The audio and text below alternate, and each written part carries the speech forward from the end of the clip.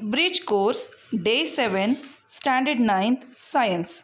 Hello students, in your last session you studied diseases. Which type of diseases? Some are Communicable or non-communicable.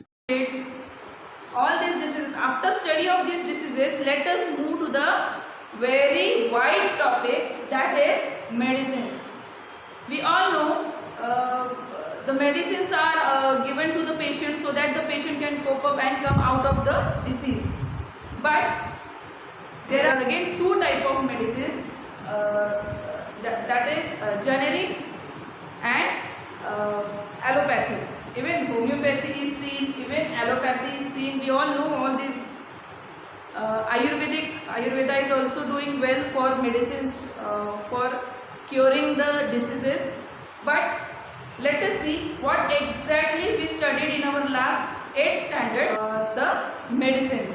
There are few types of medicine. We will just directly talk with the person who are selling it, and we will just talk with them and try to get some knowledge about these medicines. नमस्कार मित्रांनो, मी चैतन्य राजेंद्र चौधरी, औषध निर्माण शास्त्र विभागाचा विद्यार्थी.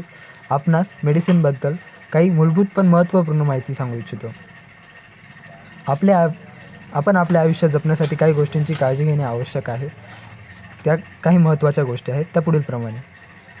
सर्वप्रथम आपल्याला त्रास होत असल्यास आपण डॉक्टरांकडे जावे. आपल्याला डॉक्टरांना आपला होणारा त्रास व्यवस्थितरित्या समजून सांगावा. त्यांनी सांगितलेले सर्व प्रकारचे औषधं व उपचार योग्य रीतीने घ्यावे.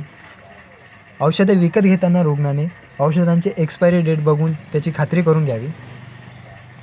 घेतलेल्या संबंधित औषधाचे हस्तलिखित अथवा कॉम्प्युटराइज बिल विकत घेणाऱ्या फार्मासिस्टकडून घ्यायला विसरू नये. साधारण सर्दी, खोकला, ताप यावरील औषधं स्वतःच्या मनाप्रमाणे न घेता डॉक्टरांच्या सल्ल्यानेच घ्यावी. घेतलेल्या औषधांचा अवधी व उपचार पूर्ण करावा. एखाद्या व्यक्तीला अमुक औषधाने फरक पडला म्हणून त्याच औषधाची नक्कल करून तेच औषध घेणे आरोग्यास हानिकारक ठरू शकते, असे आपण करता कामा नये. मनाने घेतलेल्या औषधे कितपत घातक ठरू शकते हे पुढील एका उदाहरणानंतर आपण बघूया. समजा एखाद्या पेशंटला शुगरची लेवल अचानक वाढली आणि त्यांनी डॉक्टरांना न विचारता 250 ऐवजी 500 mgची टॅबलेट घेतली आणि शुगर अचानक त्यामुळे खूप कमी झाली, तर ह्या पेशंटला चक्कर वगैरे येऊ शकतात. पेशंट बाहेर असल्यामुळे त्याच्या नातेवाईकांना त्रास होऊ शकतो किंवा पेशंटच्या जीवाला सुद्धा धोका असतो. त्यामुळे स्वतःच्या मनाने औषधं घेणे हे टाळावे. सगळ्यांचेच आयुष्य सारखे नसते. एका पेशंटला त्या मेडिसिनने फरक पडला म्हणून दुसऱ्यालाही पडेल असे करणे योग्य नाही. तर ते डॉक्टरांच्या सल्ल्यानेच मेडिसिन घ्यावे.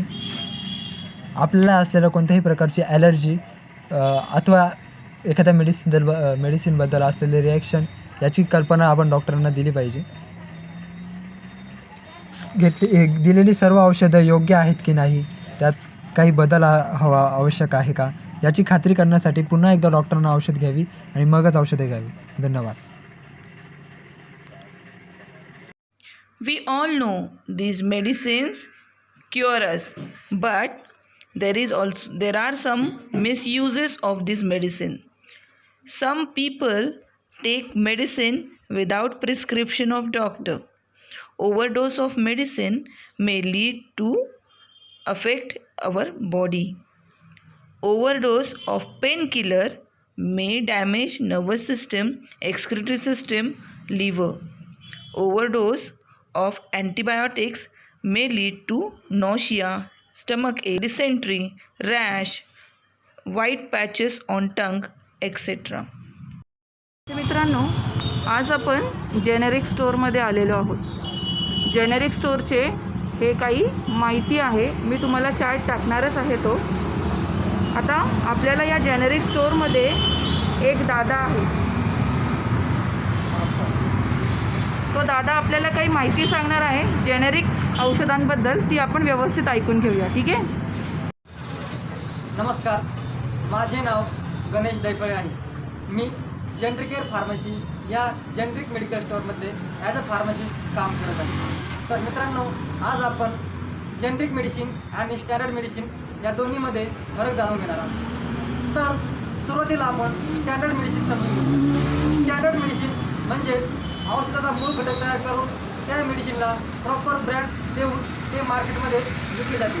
व सेम तसेच जेनरिक मेडिसिन हे सेम जेनरिक नाव घेऊन बाजारामध्ये विकले जाते.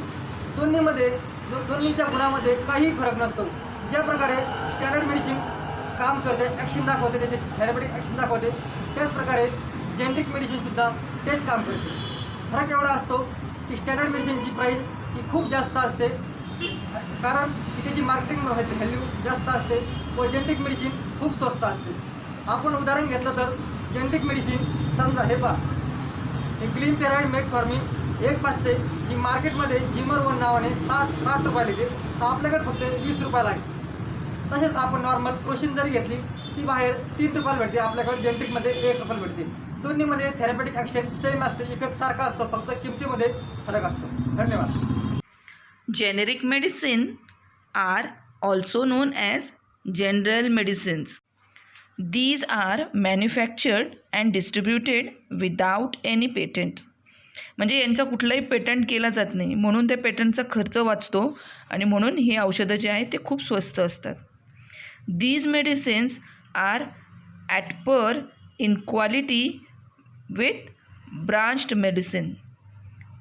Production cost of these medicine is very low due to fewer expenses on research as their formulae is readily available.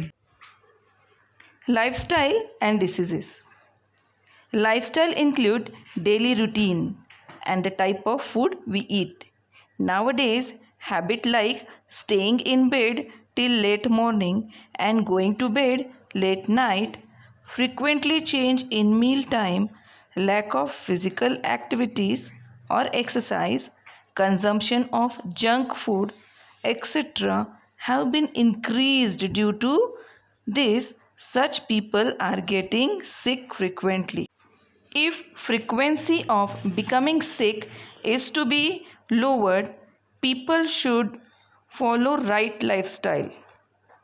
So what should they do?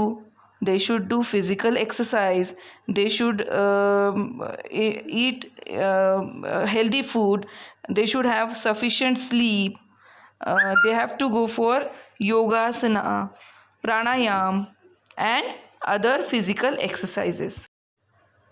Vaccination.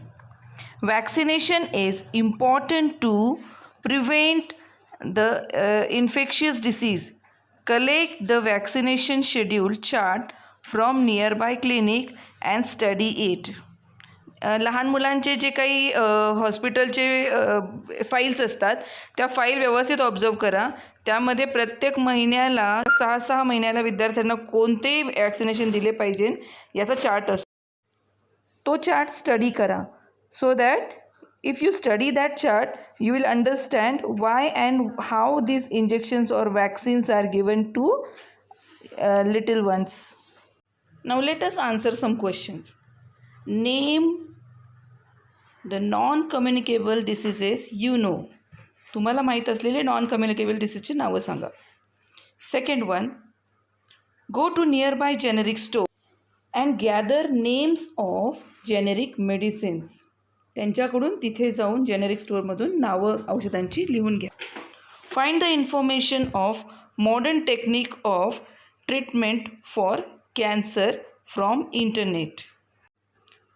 Fourth one, what precautions you are taking to protect yourself and your family from outbreak of coronavirus. Thank you.